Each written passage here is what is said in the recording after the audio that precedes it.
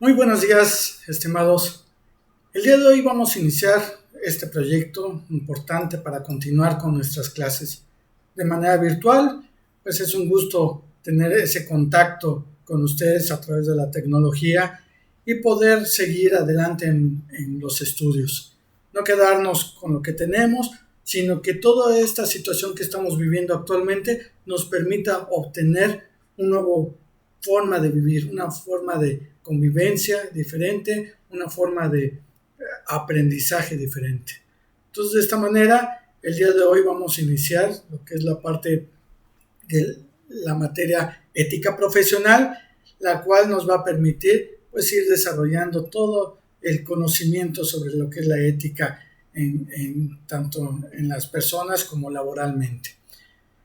El primer tema que vamos a tratar aquí es el de los derechos humanos. Un tema muy importante porque los derechos humanos como tales podemos verlos como algo muy simple o algo muy común. Lo podemos leer en el periódico, lo podemos ver en la televisión, lo podemos oír en el radio, pero sin embargo muchas veces le puedes preguntar a las personas qué son los derechos humanos y no tienen una idea general ni general ni particular sobre los derechos humanos.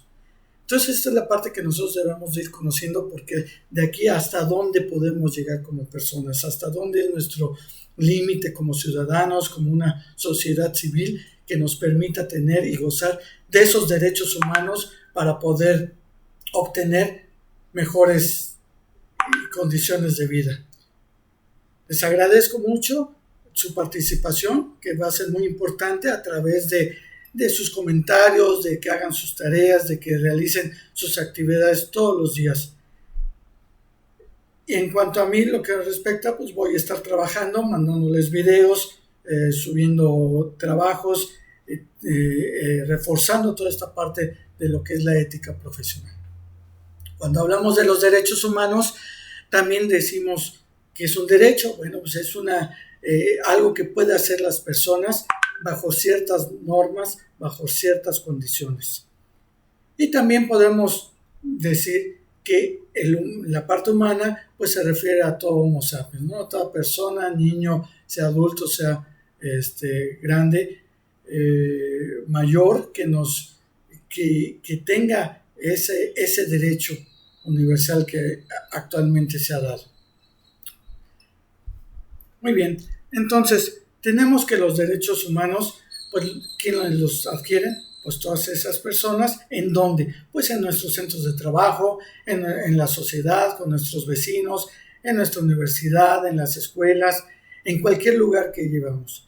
Sin embargo, muchas veces esos derechos humanos, decimos, realmente son la protección que nosotros que tenemos como ciudadanos, como personas, porque a lo largo del tiempo vemos varias injusticias. Y, por ejemplo, si tenemos el derecho a comer, ¿por qué muere tanta gente de hambre? Si tenemos derecho a manifestarnos, ¿por qué tanta gente se manifiesta y lo encarcelan?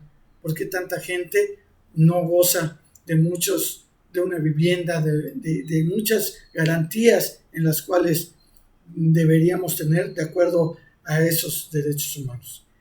En el año de 1945, después de la Segunda Guerra Mundial, se empieza a hacer lo que son las Naciones Unidas, y por ahí del año de 1948 se institucionaliza el derecho universal para las personas.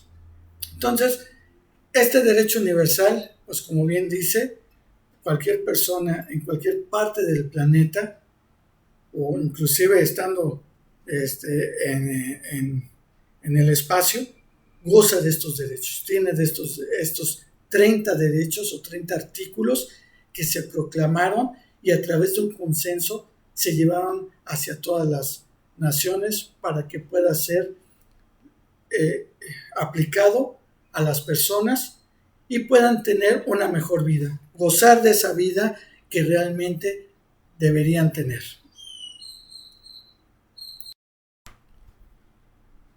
Muy bien, entonces para poder llevar a cabo nuestra clase vamos a partir de lo que son los antecedentes históricos de los derechos humanos. Posteriormente vamos a ver algunos documentos que dieron parte a lo que es ahora esas 30 leyes o 30 artículos sobre los derechos humanos. Y finalmente vamos a hablar sobre lo que es la Comisión Nacional de los Derechos Humanos en México. Primero vamos a hablar de lo que es la antigüedad clásica en los romanos, donde desconocían a las personas como que si tuvieran algún tipo de derecho, es decir, desconocían su dignidad como personas. De esta manera, todos pertenecían a una comunidad y todos tenían que estar de acuerdo, sea injusta o no justa la situación, tenían que entrar dentro de ello. Por eso es que los romanos, pues a través de, iniciaron toda la parte de los juicios, la parte de llevar a cabo una determinada forma de vida en la cual se iba desarrollando. Sin embargo, tenían también mucho la parte de la esclavitud. Esa esclavitud que conforme fueron conquistando África y conforme fueron conquistando el Medio Oriente, iban teniendo más y más esclavos. Y esos esclavos pues no tenían ningún tipo de derecho. Posteriormente viene lo que es la parte de Grecia, en donde ellos ven un derecho natural, es decir, que el hombre tiene ese derecho natural por haber nacido y en el cual se puede ir desarrollando y tener conocimientos, adquirir ciertos conocimientos y permitirles desarrollarse en una sociedad a través de lo que es la convivencia social, desarrollar su economía, desarrollar la filosofía, el conocimiento a través de lo que es mi derecho natural como ciudadano de Grecia.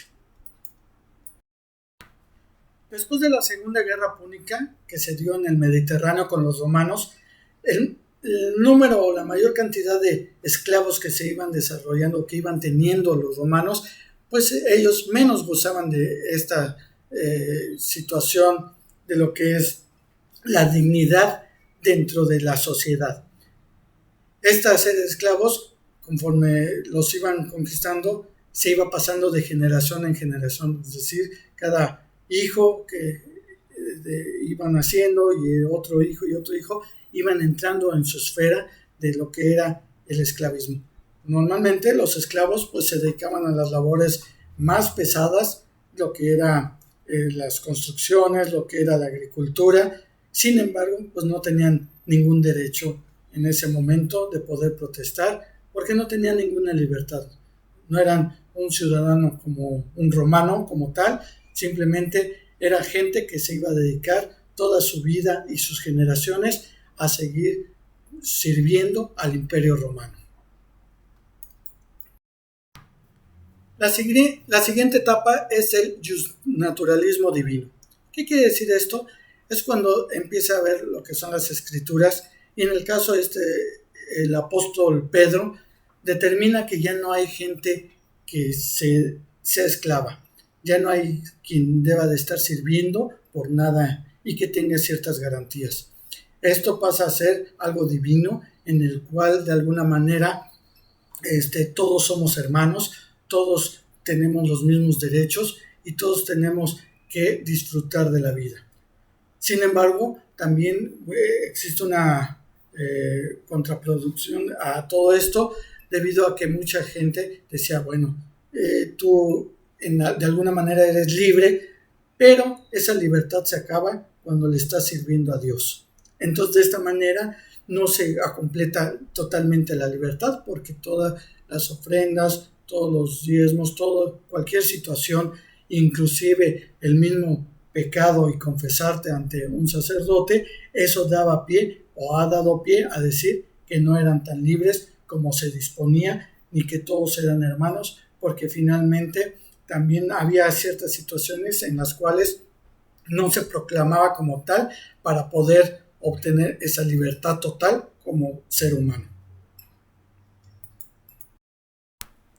Posteriormente pasamos al justnaturalismo racionalista.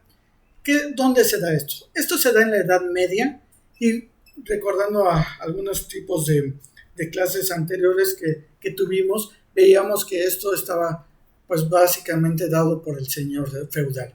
en donde él oprimía y tenía de alguna manera ciertos esclavos, no llamados tal vez así, pero debido a la protección que el señor feudal daba, pues ellos les tenían que pagar el tributo, que era todas las cosechas, básicamente era más del 80% de lo que eran las ganancias de las cosechas por tener esa protección.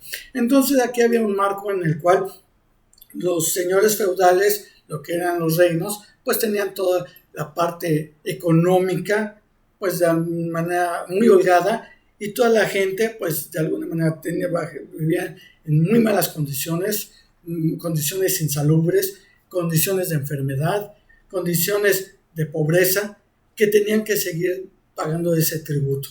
Con esto se da algunos cambios, empezando en Inglaterra, con lo que son las proclamaciones de lo que es los derechos de las personas, posteriormente en Francia, para poder proclamar una revolución.